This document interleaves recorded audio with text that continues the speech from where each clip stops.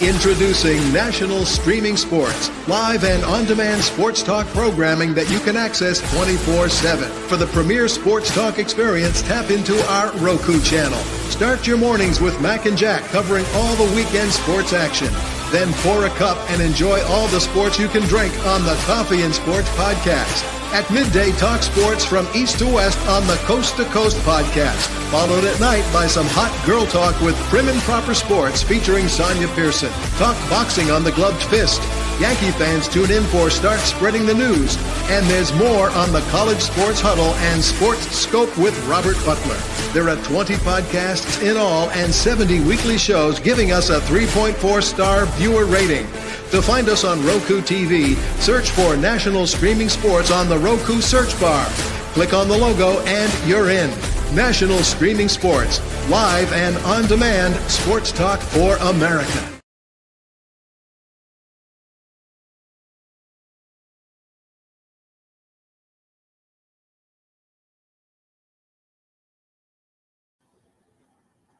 I'm Mac, CEO of National Streaming Sports Network and the host of the Mac and Jack Sports Show, and you're watching Our Lady of Sports, Sonia Pearson, host of Prim and Proper Sports. Thanks for watching.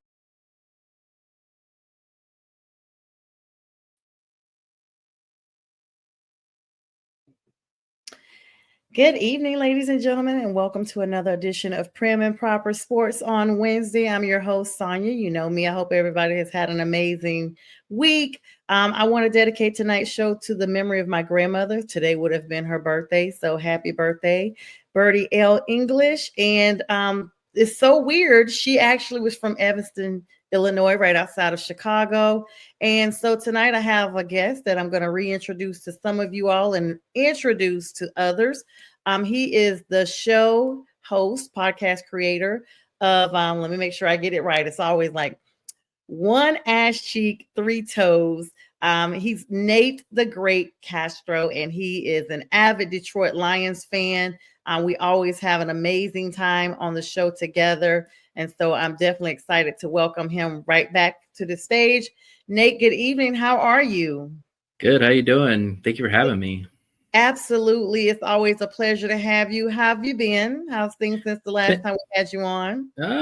Been good. I mean, I think the last time we were talking about the Lions winning the Super Bowl, and yeah, that didn't happen. So has it been that long? New season, it has been that long. Oh my gosh, this time is flying. And we are almost in April, so almost through the first quarter of the year. I think you and I talked back in January because it was right before. Yeah, it was. You guys had solidified your playoffs. And yeah, we were about to get into the first game of the playoffs. Yeah.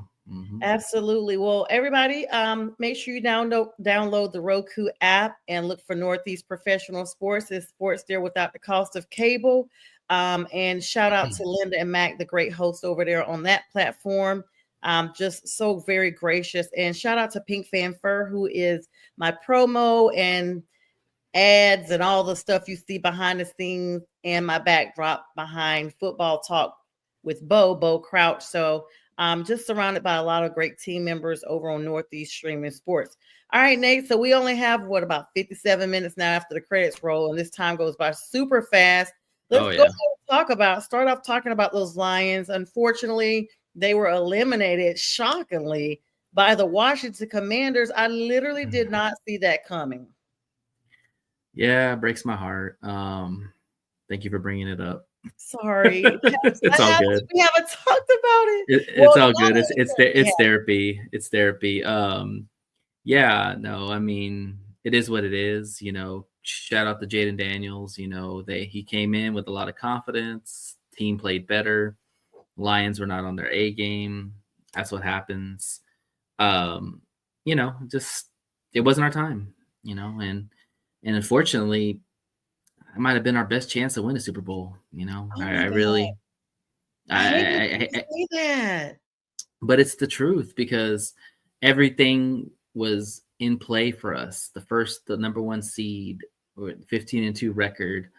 You know, you swept your division. Like everything except for the injuries was all in play. And now you look at going forward, tougher schedule.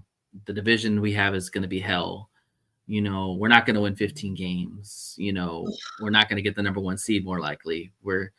It's going to be a tougher road. Not saying we can't do it, but just the reality is that might have been our best chance because we had everything right in front of us and had home field advantage. Like everything would have went to Detroit. You got to seize those moments. And if you don't seize those moments, then it might not happen again. So we'll see. I know. I think that the biggest thing for me is, even though you all do still have your nucleus of your players, your core nucleus, Ben Johnson leaving to take the head coaching position, just really, really a big void. And then on top of that, on the flip side of the coin, both, I guess both of them, the offensive and the defensive coordinators are now head coaches in the league for other teams. But I will say this, I think that Detroit kind of was forward thinking. You and I talked about this on your show a few days ago, and my comment was literally the same as it is tonight. I feel like you all were forward thinking that this could happen. I mean, we see it time and time again when there's a team that is really good. Those are the best opportunities for your coordinators to get head coaching positions. And if not, then they miss that window. So that is an opportunity that those gentlemen, or if it's ever a lady, it has not been yet, but whenever it is, will have to seize that opportunity for themselves. And so this is one of those things that we saw right up, but I don't think I've ever remembered both offensive coordinators and defensive coordinators. Maybe that happened with the Patriots one year. It did happen with the Patriots. It happened with the Eagles actually a couple of years ago when they lost their DC and their OC in the same after their Super Bowl season, when the one that they lost to the Mahomes. Yeah, it's tough. I mean, those are the catalysts to what you do on offense and defense, and both are deserving of head coaching positions. Hopefully both do well. I hate that one of them is in our division, but it is what it is. Yeah, that's the big thing. That's all right. I mean, he's not taking anything with him, so he's got to build it himself. So good luck. But yeah, no, I mean, it just speaks to Dan Campbell as a coach. He's created this tree, and this is not going to be the last person that he's going to make a head coach. Like, there's another couple of guys that are in waiting to be head coaches on our team. And so it's just giving those opportunities to those people, and we'll see what happens. It takes a while for coordinators to get their footing and, for players to pick up what's going on. The Lions have been blessed the last 4 years. They had the same coordinator for the last 4 years and 3 years. And so the scheme never changed. The verbiage never changed. I don't expect a lot of change, but it's going to be an adjustment period. And that's kind of one of the reasons why I say last year might have been our year, because you lose your coordinators, you have some changes, the division's going to be harder, the schedule's going to be tougher, it's going to be tough. But Dan Campbell is the main staple of this team. He's not going anywhere, and so we can still be successful, no doubt. I mean, you guys haven't done too much with the trade deadline or what have you. Been kind of silent, honestly. I think I've seen a little rumbling here or there, but basically contract extensions and just preparing for the draft. But even with the draft, unless you guys trade up, you all are way down. That's the caveat of going so far into the playoffs. You are literally on the end of the totem pole when it comes to being able to pick drafts. Do you see Detroit trading up to pick up anybody? It's a possibility. I mean, we were talking about it in our production meeting. I don't think we've peaked yet. I disagree with that, but but everybody has their opinions. We talked about this in our production meeting with Strilla and Jay, and we think there's some scenarios that the Lions could really go. I mean, obviously Trey Hendricks is still out there. A report just came out right now that says that he's willing to sit out games if he doesn't get a new contract. Yep, I saw that. So that's going to put pressure on Cincinnati to, basically crap or get off the pot. And so I think the Lions are still in play for that. if they don't go that route, then I definitely think that we probably will trade up in the draft to get our premier ends. And I think that it could be Abdul Carter. I think that if you're going to go trade up in the top 10, possibly to get your end, it better be for Abdul Carter, because I think Abdul Carter makes a lot of sense. And I think he's like Micah Parsons 2.0. And I would love to pair him with Aiden. And so that would be a dream situation, but it's going to cost a lot of draft capital to definitely get him. And so, but I think the Lions have to do something, because right now you let go of your most productive pass rusher right now because you don't want to pay him the money, and you still could bring him back, but he's not on the team right now. So you have Aiden coming off a broken fibula. Hopefully he's going to be fine. And then, Trey is a pipe dream if we can get him. I mean, I don't know what Cincy's going to do, but I think the Lions would entertain the idea. So yeah, it's kind of tough, because I trust our GM 100% on what he does. He's done nothing to me to make think otherwise. But you look at some of the moves that have been made with the other teams, the Eagles, the Commanders, the Vikings, the Bears. Pretty loud. Right. They have been pretty loud. But that being said, the Lions are very complete. Like, they probably have 2 positions that they really need to fill going forward in this season.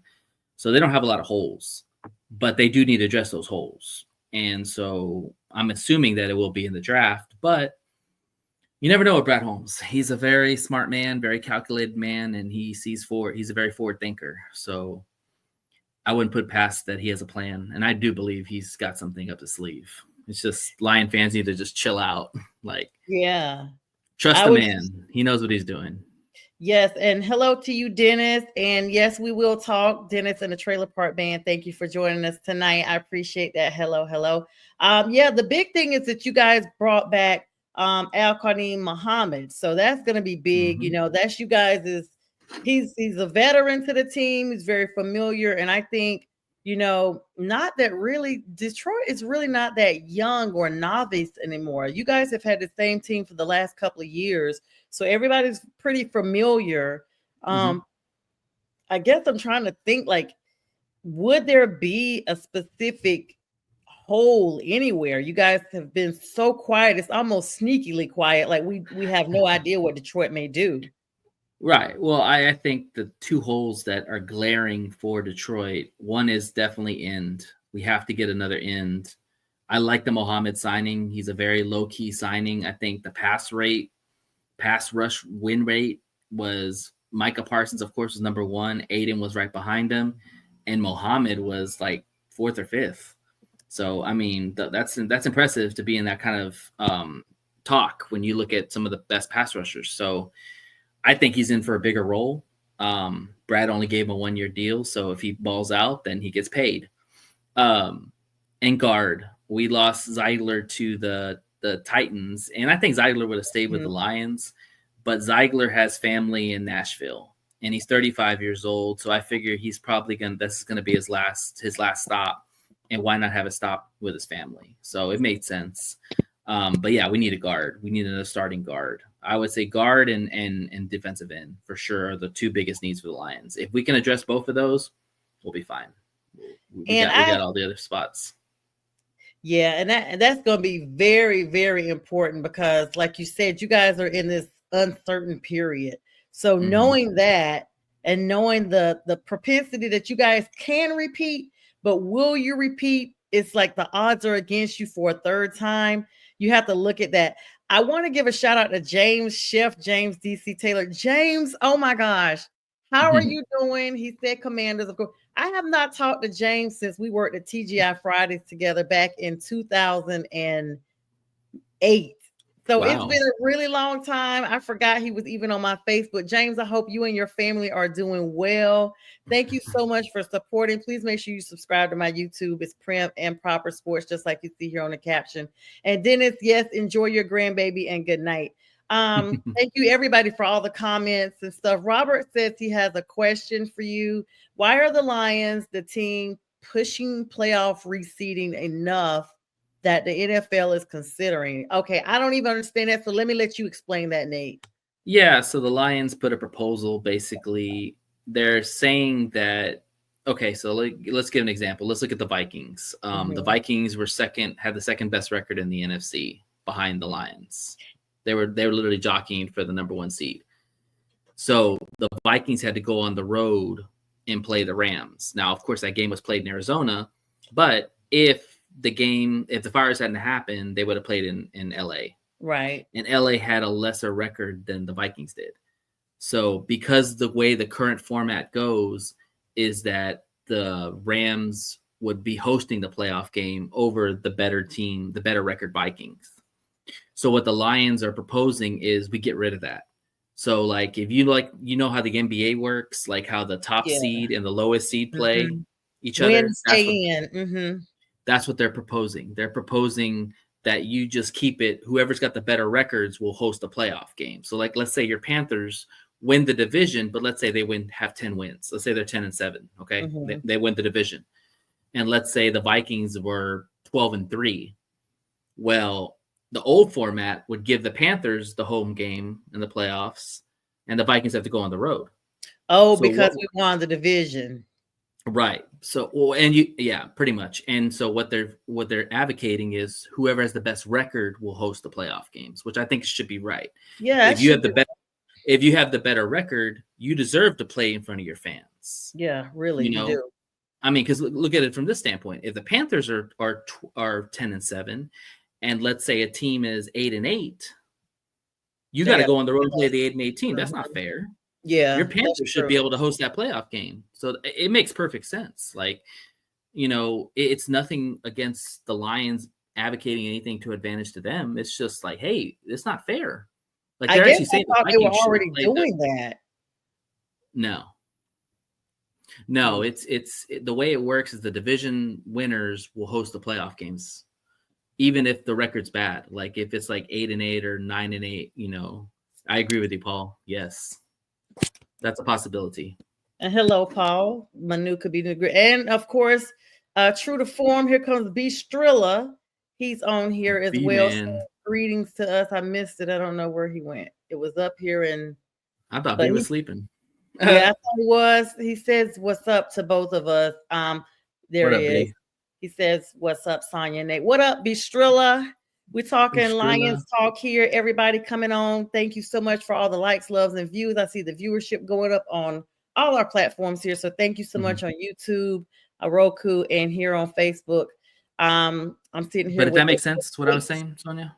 Absolutely. And that's the thing though, Nate. I was thinking that, like, I literally thought we already were doing that. But I guess in those close calls, like, say, for instance, I guess a good example of it not happening would be, say, like you guys had the better record and another team, just because they won their division, you still had to go see them. Is that what you're saying? Oh, yeah, like the way it should have been is like the Vikings should have hosted the Rams. Yeah. Because the Vikings had the second best record in the NFC behind the Lions, or tied for the Lions record, whatever. So they should have hosted the playoffs. And I was telling B and I was telling Jay on our production meeting that if the Rams would have had to go to Minnesota, do we think the Rams would have won in Minnesota? Probably not. Yeah, probably not. Home and then it would have been strong advantage. Yeah, and then it would have been the Vikings versus the Eagles, and that would have been interesting to watch. I don't know who wins that one, because the Vikings had a lot of weapons and the Eagles had a lot of weapons. That would have been a fun matchup. So that's what I'm saying. Like, that's what the Lions are proposing. Like, we need to make it where the best teams and the worst teams are on the bottom and the best teams are on top. And just like basketball, the number 1 seed plays the 8th seed, and then you go inside, so on, 3-6, 4-5, all that stuff. Like, that's the way it should be. Yeah, so I guess he's saying, but does that not take away from the honor of winning? Yes and no. I mean, if you have a team that wins the division, I'm sorry to diss your division, but your division usually has less than 7 or 8 wins sometimes. And he's a Seahawk fan. Okay. But what I'm saying is, like, you're talking about my division. I'm talking about the South. Like, oh my God, no. You know what I'm talking about. The South usually has a lot less wins, but whoever wins the division is still hosting the playoff. Yeah. You know, Me. all I'm saying we've is hosted that it with 7-8-1 before. So exactly. That's my point. And as a fan, it's not fair for that team to host a playoff game when you have teams that are winning 12 to 13 games. I get you. In a different division, but they've got a better record. Yeah. That makes sense. You're basically rewarding for mediocrity is what you're doing. Yeah, but you're not. But at the same time, like what Robert said, you're not allowing the divisional champ to, hold the home game. Yeah, I mean that's an argument, but the thing is that if it's a 7 or 8 win team, more than likely they're not going to go that far anyways. There's anomalies. Yeah, and yeah, the NBA does it. Like he's right. Yeah. And why can't the NFL? Who is this? Robert is saying the Hawks play the NFC South this year. Robert, you sound ridiculous. You don't even believe that yourself, and I appreciate you with the show. Paul is saying, okay, so we're going to talk about this in a second. The league, push. Yeah, but I'm going to pull that up in a second because I was just looking today. The NFL is going to be voting on. Well, they met to vote on 2 key rule changes other than the Packers' proposal ban on the tush push ban. They're also wanting to do an official rule change about prohibiting an offensive player from pushing their teammate who was already lined up directly behind the snapper and to impose a penalty. And let's see, the second one was a rule change. Legal contact. About you guys, the Lions, who wish to see Rule 8, Section 4 changed to eliminate an automatic first down as a penalty imposed for defensive holding and illegal contact. Again, your explanation on that from the Lions' perspective. So I'll just give an example in the NFL. Let's say you're a defense, right? And let's say you've put the team in a 3rd and 30 situation, okay? Like you're feeling good. You're going to get off the field. They got to go 30 yards. More likely not going to get it. Yeah, they are wusses. So if they get a legal contact call, it automatically goes to a first down. So those 30 yards are negated. Like you automatically get a first down no matter what. And I think that's BS because if the defense put the situation to where they're that far back, make it a 5 to 10 yard penalty, but don't give all 30 yards back. My God. I mean, the defense earned that. That's a lot. It is. And so the Lions are just proposing that, hey, that's BS, man. We don't need to be doing that. Like, give it a 5 to 10 yard. I agree with it. I'm totally for it because first off, it's like if I push you right here, that's illegal contact. Is that worth a 30-yard penalty? Hell no. And most of the time we've seen teams go on and score that they were literally about to kick off. And because of this penalty, now they've got a fresh set of downs. Exactly. And I'm like, what in the and as a defense, you're just like, oh my God, we just lost our advantage. Like now it's a first down. Even though I just did this to you. That's illegal contact. It comes out of nowhere. It's like you just be like, the refs are sitting there waiting for it too. They are waiting for those specific calls because those are the ones that they're like, oh, that's a big penalty. Exactly, B. Exactly. And as a Lions fan, there were times where we were in those long down and distances, and I love Terry and Arnold, but he holds a lot. Yeah, and I'm like, please, Terry, and do not hold because any kind of holding call is an automatic first down. Yep. And I just think that's stupid because the defense has worked so much to get that in position to get the ball back to the offense. And one little like that is going to cost you a 30-yard penalty. It's a wrap. Like you literally, and like B said, that's your game for most of the time, especially in these close games. And you're 3rd and long and all this stuff. So I don't know. What are your thoughts on the tush push? I know that you guys don't like the Packers because they're the ones that's coming for this rule, but I'm gonna be honest with you. I'm sick of it too, and I'm not even. I've heard of some opinions on this, and I've kind of changed myself on my thoughts on this. So I'll tell you what I think they should do. I think it's a big advantage to the offense if the players are pushing the quarterback into the defense. Does that make sense? So if you're going to keep the tush push, you cannot push the quarterback in front. You cannot push the quarterback forward. That should be illegal because if you're on defense, Jalen Hurts can squat 600 pounds. He's a big dude. Super your strong. Your center is in front of Jalen Hurts. That's another 300 pounds. Then you have your running back, Saquon, who's 200 pounds. Then you have your receivers who are another 200 pounds. That's dangerous. That's like 1,000 pounds going against a defense.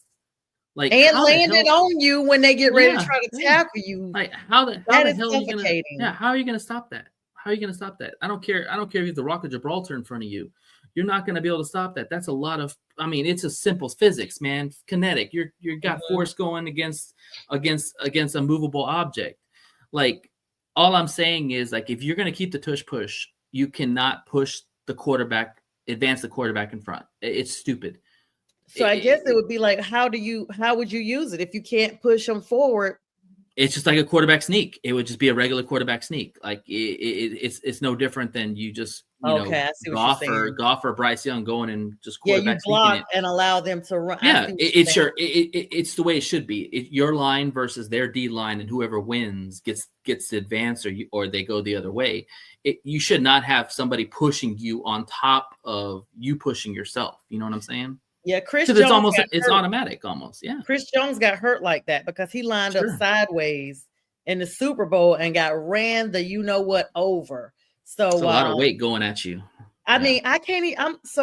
I always say, like, I don't know if when you were little kids you used to wrestle with your friends, or I mean, I was a tomboy, so I used to wrestle with my brothers, my cousins, everybody. And when they would pin me down, that was the worst feeling because I felt like I couldn't breathe. Like I had to get you off of me. You know, if somebody landed on me, I felt like I can't even get them off.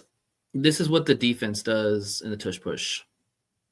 Or I don't know if I'm doing it right. So if this is the off. It's kind of hard to do it with the mirrors. But if this is the offense, the defense is going under. That's why it could be hurting, because they're trying to advance forward and the defense is trying to put their knees and head into the ground to stop it. Like a wall. By that. Yeah. And that's where injuries can happen. But also too, look at the kinetics. You're still going to push forward if you have all that force going. And that's what I'm saying. I gave the illustration of being wrestled down by one or two people. Imagine 10 bodies of, like you said, 1,000 pounds on you, and you got to wait for everybody to get up. Everybody's not going to pop right up. So if you are this person that is buried underneath all of that weight, it is the absolute worst. And you can still get injured. You can still get your spleen hurt. Your spleen could be very hurt by stuff like that because it comes from traumatic force. I mean, I know they were bad, but yeah. I'm surprised there's not more back injuries to this play, because if the defense is going low and the offense is going high and they're trying to advance the ball, they're putting all the pressure on their back if their back's arched. You know what I'm saying? Yeah. Yeah. And Strill is saying he agrees with that, what you're saying. Defense needs to be allowed those discrepancies. And Robert says he agrees, no push. If the defense can't use other players to get over the line. And we totally get that. All right, so this time goes by fast. We're already at the 9:30 hour. Let's talk about some we want to try to get some NBA news and even in a little bit of March Madness, just a tiny bit. We got some time before the draft comes up. What was your biggest surprise in the trades that we've seen in the last few days? As far as you got Najee Harris leaving, you got Geno Smith being signed, leaving Seattle. You mean some of the free agent signings? Yes, Sam Darnold out. Yeah. It seems like, teams are moving off quarterbacks. We talked about Geno Smith. But I kind of figured Geno was going to go with Pete because Pete's coached him. Really? Okay. And Sam Darnold going to Seattle. That was interesting. I thought the Vikings were going to keep Sam Darnold and let JJ play behind him. Aaron Rodgers is still out there. Russell Wilson's still out there. Honestly, like, you don't want to be a team without a quarterback right now. Right. This is not a quarterback saturated draft at all. Yeah. And the market's not good either. I mean, if your best quarterbacks are 41-year-old Aaron Rodgers on a bad Achilles or recovering from Achilles, and you got Russell Wilson who is past his prime, those are your best options. Man, you're in trouble. Yeah, the Vikings came out today and said that they were not even going to entertain Rodgers. They were talking some numbers, but they were like, we're committed to McCarthy. So He's and out. that just says right there, that's how they feel about Rodgers. That they're going to go with a rookie who's never played in the NFL And an turn the injured keys to one. that. And he's been Yeah. injured. Yeah. You know, Yeah, and they I don't don't even know. want to I give feel like Rodgers the time of day. Huh? I said they don't want to give Rodgers the time of day. That says it all right there. Yeah, I feel like Rodgers may have to chillax and come out for a little bit and wait I to think he come needs in to as a retire. Flacco situation. Or people have, commented he may end up in Pittsburgh. And I'm gonna tell you like this, Nate. If he goes to Pittsburgh, that drama he had with the Jets and the little tricklings that went on in Green Bay that we're now hearing about, Tomlin is not putting up with that. No. Rodgers will get straightened all the way out going up there. So some people are rooting for him to go to Pittsburgh just for that very reason.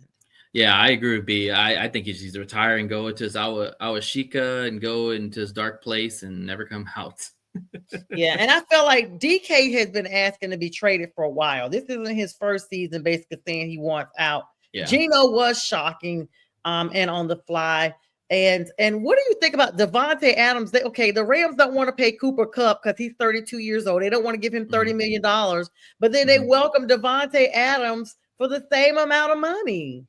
Well, I mean, Devontae Adams, in my opinion, is probably better than Cooper Kupp right now. Cooper Kupp's had some serious injuries. He lacks separation at times. That he was going to get really expensive, and they got Devontae on a 1-year deal. So I think they take that risk. He's a better receiver. He'll play well with Puka. And one thing I've noticed about a lot of these teams is a lot of these teams are moving off some of their better players. Yeah, that was a shock for me. It's because they can't afford them. We look at some of the teams that have spent a lot of money. They're spending a lot of money because they have a lot of holes, and a lot of them have. Look at the Niners. The Niners have taken almost their whole roster out. That too. Look at the Bengals. The Bengals with Higgins, Burrow, and Chase, $115 million just with those three, which leaves them only $79 million for their defense. They're going to have the worst defense in the league. Exactly. And then, like I said, with the Niners got rid of a lot of good players because they overpaid other players. They still haven't played Purdy either. And they're talking about trading Ayuk. Ayuk may be traded. Yeah, because they're moving off these players because they gave them bad contracts. Debo, Ayuk. Yep. They overpaid these players, and now they can't afford these players, so they have to move off of these guys, and they hope that they can find them in the draft that are cheap. The crazy thing is the salary cap went up another $53 million. The NFL approved that to try to assist some of these teams that were in salary cap deficits.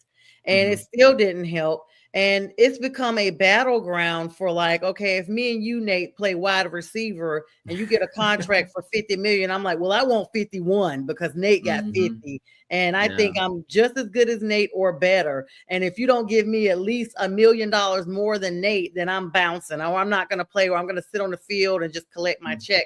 And we're in a very self-gratifying. It's getting out of hand, Sonia. It's getting out of hand. It's ridiculous. These players want to one-up each other, and I get it. They want to secure themselves financially, and I'm all for that. You ball out, you deserve to get paid. Yeah, they could move off Purdy. That's true. But the thing is that we are overpaying for the value of the player now. And absolutely, and that's the problem, is that a lot of these organizations, San Francisco, Cincinnati, Dallas, some of those teams are overpaying for the player's value. Is Dak Prescott $60 million worth? Hell no, he's not. He ain't been out there since he got the money. Yeah, exactly. That's what I'm saying. So, we're overpaying for the value of the player. That's one thing I could say about Detroit. And Lions fans might not like it, but it's this reality, is that we don't overpay our players. We build through the draft, we develop our players, and we reward them. And you were saying earlier, the Lions have been kind of quiet. Yeah, they've been kind of quiet. You know why?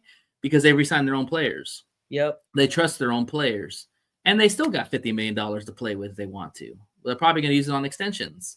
So, but that's what I'm saying is that's the way to build a winning team is you build through the draft, you develop your young players, and then you pay them. Mm-hmm. That's the only way. And I mean, without you just passing out money, I tell people it's like the U.S. Mint is in the backyard because all they're doing, oh, you get $1. Let it roll. Let it roll. You get a meal. You get it. I'm like, I'm in the wrong profession. I need to see if I can suit up and just, I know I'm going to get injured, but at least I got a guaranteed billions of dollars somewhere sitting waiting on me. Robert says it's not really the player as much as it is the agents and the fact that they know it's both. They pay the agents to ask them how much money. The agents just negotiate the contract. The players tell them what they want. Let's not get that twisted. The most honorable mention really goes to Kirk Cousins' agent, who has literally milked the Falcons.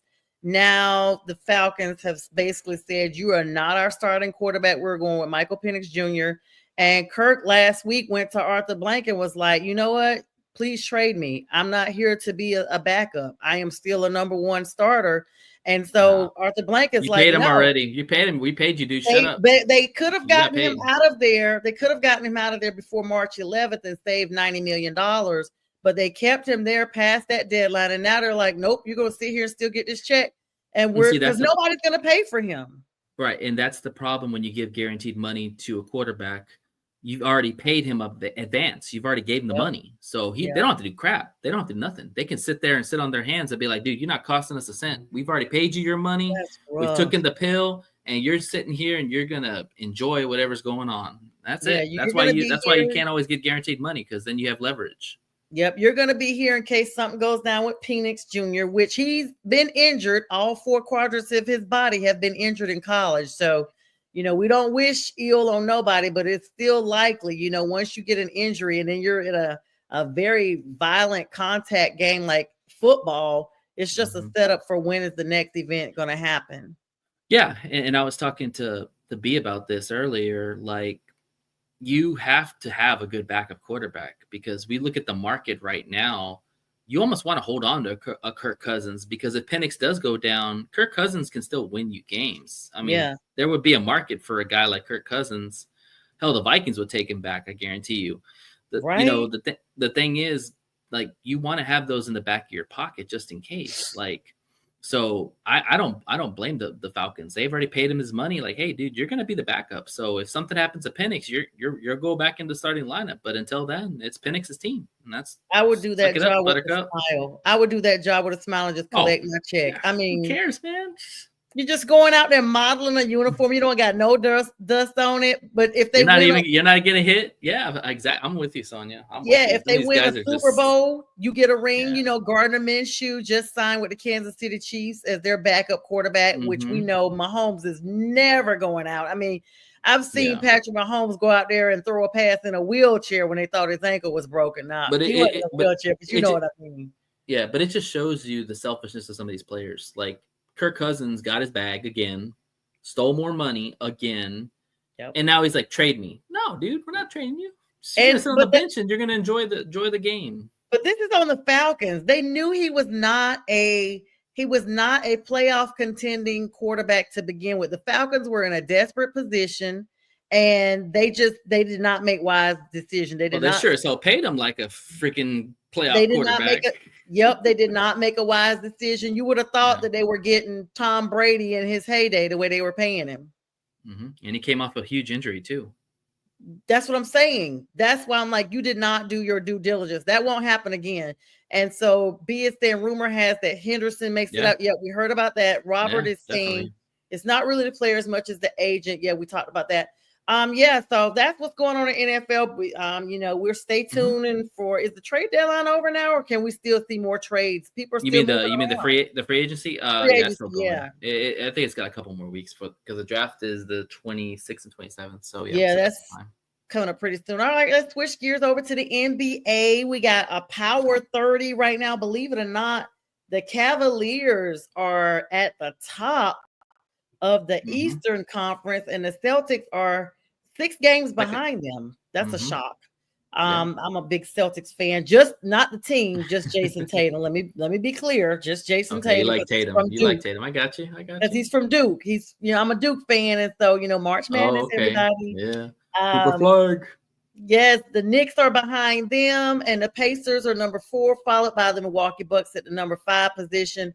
And let's not get it twisted. The Hawks, Atlanta, my team, and the Hornets. The Hornets are not even in the top 10, but the Hawks are at the number 7 position. The Hawks are always at 7 or 8. Like it never. Yeah.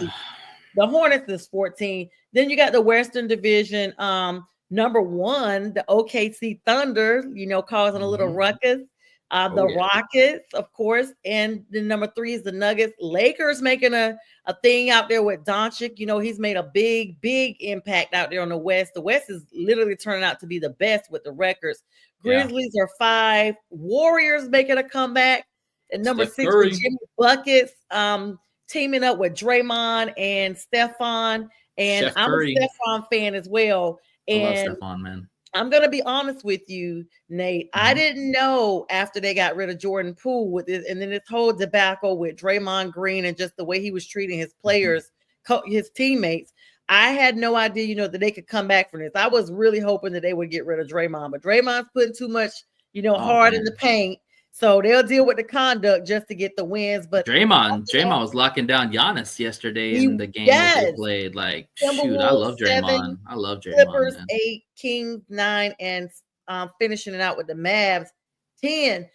I think this is one of those, in another 6 to 8 weeks, we'll be looking at the playoffs coming up real quick because that'll be here before you know it. And I think the West may pull it this year. What are your thoughts?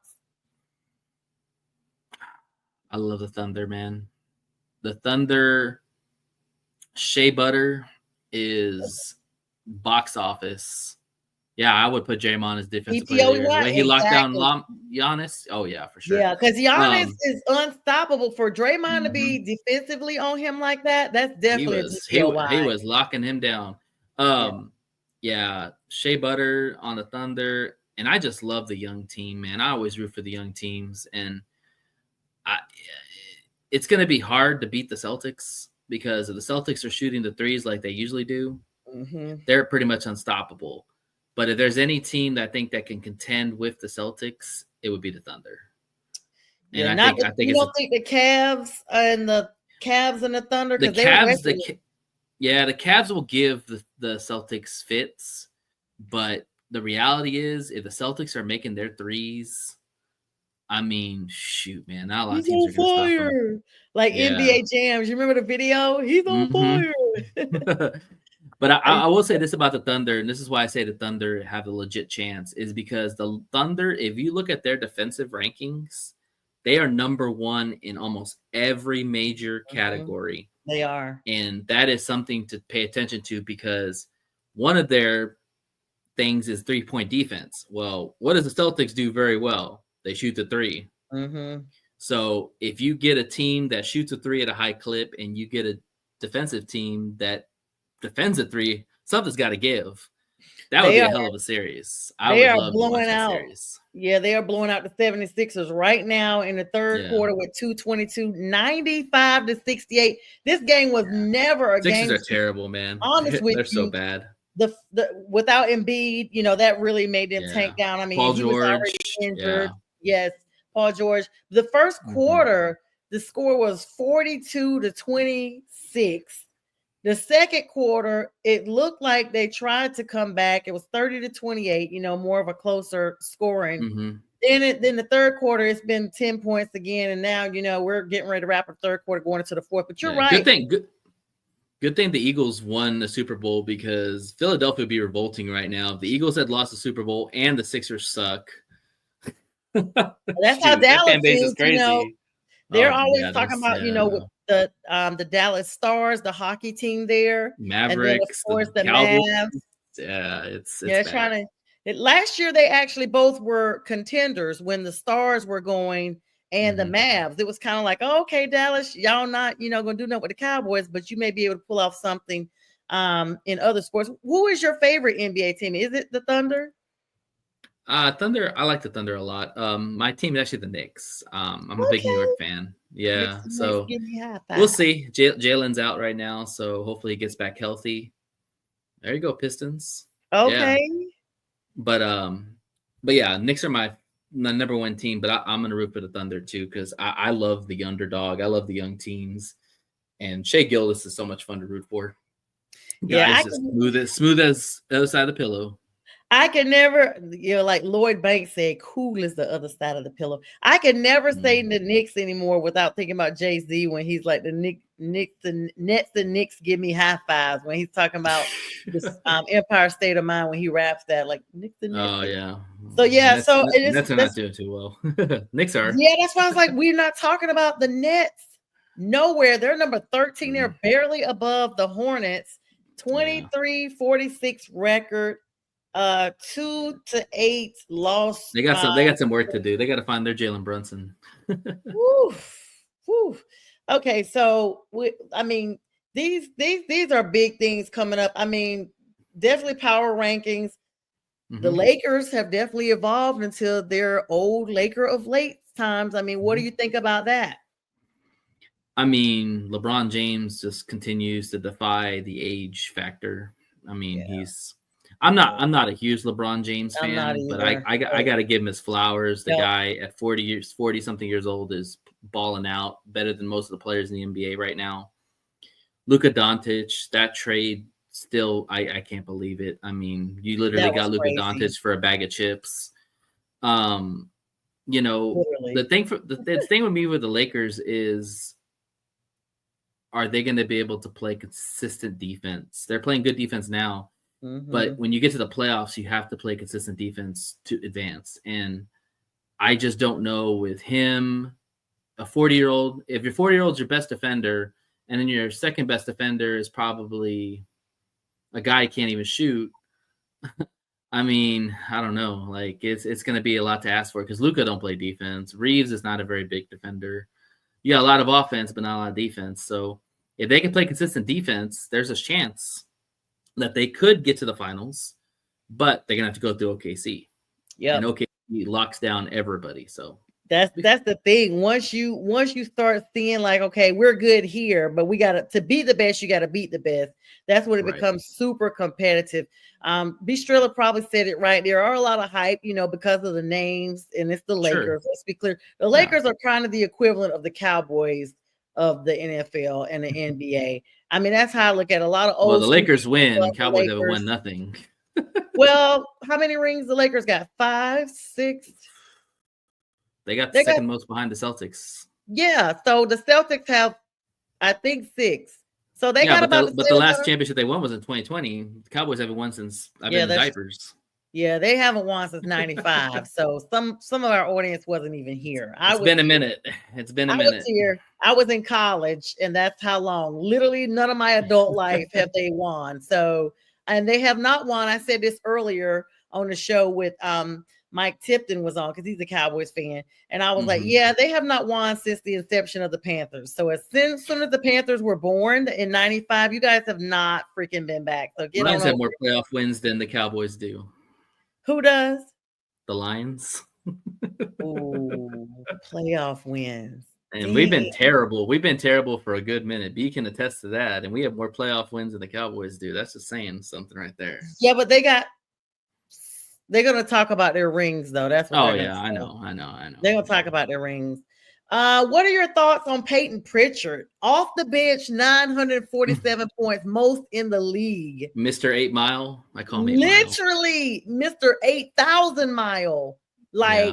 I'm just so impressed by that because if you're playing like that off the bench, just imagine, to me, when I hear about players like that, I think about, the greats like LeBron and Steph. Okay, at some point, life goes on and these players are going to retire at some point.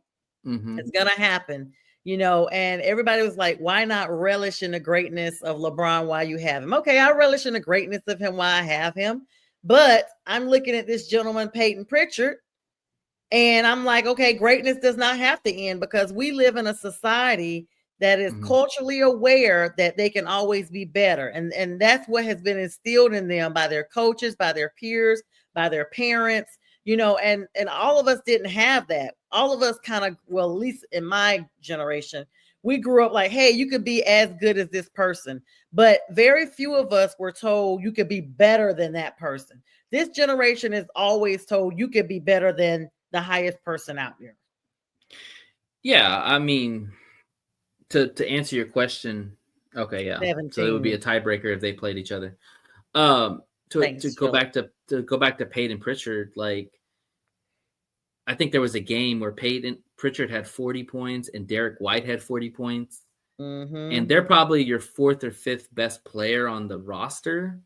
That just shows you how deep and good the Celtics are. I mean, That's if your crazy. fourth and I fifth didn't even player are think- scoring 40 points off the bench, that's impressive. Yeah. I didn't think, okay, Strilla made a correction. So it looks like the Celtics have already gotten one. That's ahead right. of Yeah, them. they do. Yeah, they did. That's right. That most recent one they got. Shout out to the Lucky Charms and happy belated St. Patty's Day. Speaking of Celtics. The look of the Irish. I mean, I don't know, but I forgot Derek White is like, I always include him in like the top 5. And just the maturation of that team overall is just impressive. So when we talk about building, Sonia, I mean, they built that team. Those are all players they drafted. Pritchard was drafted. White was a free agent. Tatum was drafted. Brown was drafted. You brought Porzingis in from free agency. So you had a mixture of free agents and you had players that are homegrown. So they're doing it the right way. And when they've invested the time and they've cultivated them for that specific franchise. Like they've handpicked them, like you said, and like it's almost like planting your own rose and waiting for it to grow up. And when it grows, that's the way it should be. In today's world, you should draft and develop. That is the success of all the good teams. You look at the Eagles, you look at the Celtics, the Thunder, all those teams drafted and developed. Yeah, that's speaking of drafting and developing. Without no one goes to the NBA from home. You have to have started in college, and it is now March Madness time. It is my favorite time of year. Yeah, brackets or bust. The last time I did a bracket, it got busted like the second round because Duke was eliminated right away, and Duke has been my team since before you were born. I'll say that.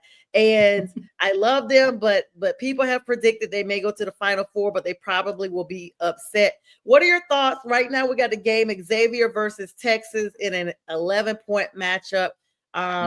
It's just the first quarter, 7 minutes, 15 seconds, 32-21. Those are the minor games. Even though Texas is a big name, they are not the big names we're looking for. Yeah, we're not looking for those yet. We're looking for Michigan. And what's going on? The Huskies are not even being talked about. Connecticut. Yeah, I mean, they took a lot of players in the NBA draft. So, I mean, they're not as good as they were with that team. They lost a lot of players to NBA.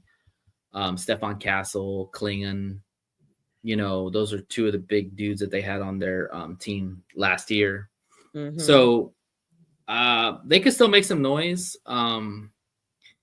Honestly, Sonia, like this year, I think it could be anybody. I really do. I don't think like there's one team that I can say, you know what, that team's going to dominate. Like they're going to run through everybody like this. There's no UConns this year. Yeah. I think your best teams are the Auburns, the Floridas, the Dukes, Houston, Clemson, Michigan could make some noise. Of course. Like this is probably one of the best years where you could argue there's about 5 or 7, 8 teams that could literally win this championship. I don't think there's a favorite. I mean, a lot of people want to say Duke because Cooper Flagg is the best player in college, but they're also very young. I mean, Cooper's only 18 years old. So, I heard this earlier and it made a lot of sense that young teams don't win in the tournament. Because you play against veteran players, it's a very tense situation where Duke hasn't been in a lot of close games this year. They usually win going away.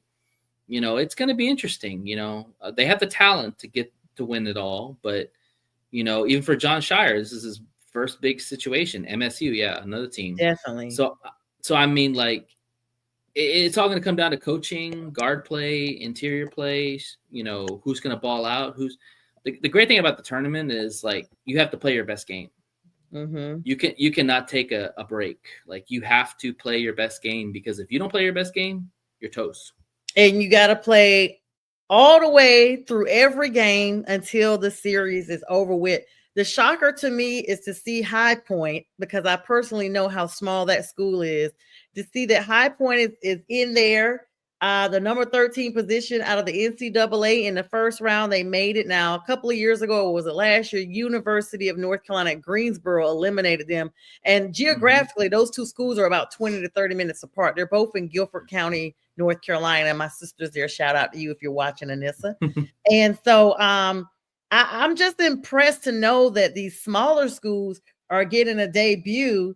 But these is just the first round. We're just getting started. We got a lot of rounds to play. It doesn't start getting really mad until another. It starts tomorrow, baby. It starts tomorrow. Yes, it starts getting crazy. Who would you have to pick for your Final Four if you had to give a thought just today? I know you said anybody can win it, but just off the top of your mind, I would probably say I would have Duke. Final Four. Okay, I would have Duke for sure. Mm-hmm. I like Florida. Florida is really good, really good. Probably Auburn. Auburn's there too, and I'm gonna say Tennessee. That's funny. I was just looking at them. I was about to say Tennessee is gonna be sneaky good. Yeah, like honestly, the SEC is so good this year. Like with Tennessee, A&M, the merger, Auburn, Texas, like Missouri, like they're loaded. They had the most teams in the tournament, I think 14. That's what I was going to say. They are. Yeah, we very well could see an SEC championship in the last game of the season. Or NCAA, because it could go down to, so my Final Four would be Duke, Clemson, Tennessee, and Gonzaga. And Gonzaga, that's a dark horse. Okay. Yeah, Gonzaga came out of nowhere. I remember I didn't even know who they were when I was like in high school. Like the first time they eliminated Duke, I was like, "This is who?" I remember well, we didn't have the internet back then, but I remember like going in this book I had this book of like the United States maps. And so I found out where they were, and I literally remember tracing where they were on the map in this like encyclopedia, whatever it was I had, like a map book. It was called Atlas, but it was the book version. And I was like, "Where?" I remember the Atlas. I remember the Atlas. That's an old school name. Yes, it is. Well, everybody knows I turned 50 last month, so I'm got to tell my age. I remember the Atlas. You're not that old. Thank you, Nate. See, this is why you're my friend. This is why you're my favorite on the show. So. So it's gonna be really big. Who do you think is gonna take it all? Or let's walk it through. Who's gonna be your next two? Your final two? Okay, so out of the four, I really haven't looked at the bracket as much. So help me out here. Who's on the Florida? Which would be on which side? Yeah, so Florida is going to be. Let's see. You picked Tennessee too. That's the NCAA first round. They're playing Wofford. Tomorrow. No, well, I mean, if they go to the Final Four, who would it be? Florida versus Tennessee and Auburn versus Duke? It's going to be Auburn versus Alabama State tomorrow. Oh, you said if they go all the way through? Yeah, if they go all the way. Like if that's our Final Four, like hang on. It would be Auburn versus. Looks like Auburn versus probably Florida. Okay, Auburn versus Florida. Ooh, that would be a tough one. I'm gonna say Florida. Well, Florida would be on the bottom. I'm looking at the bracket right now. So Auburn goes all the way. Yeah, I'm scrolling down now. Auburn versus Florida. I would say Florida for the to get in the championship, and then on the other side, it would be Duke versus who did I say? Tennessee. Okay, so Duke versus Tennessee. That would be interesting. I'll say Duke. So I'll say Duke in Florida. And sorry, Sonia. Gators. Yeah, it's okay. Everybody's going against Duke, and that's why I'm more determined to go for them. I got Duke versus Florida's got a lot of size. They got a 7'9" guy. They don't even play, Sonia. Oh, yeah, that is true. I'm Yeah, just they thinking, got a lot of size. A lot of size. I'm gonna go with the heart on this one though. I'm saying Duke versus Clemson, North Carolina versus South Carolina. The both of the states meet up, and I got Duke to win it all. Guys, we are running out of time. We are literally Nate, this was super awesome. Thanks for your picks too, Brian and Bistrilla. And we wish you guys the best. This will re-air at 2 a.m. Eastern Standard Time. And tomorrow it's great to see you as always, Nate. Please come on again. Everybody, good night. This is a Huddle Sports Network broadcast. You can find us on Roku TV, Amazon Fire TV, Facebook, and of course YouTube. Get all your NFL news here first.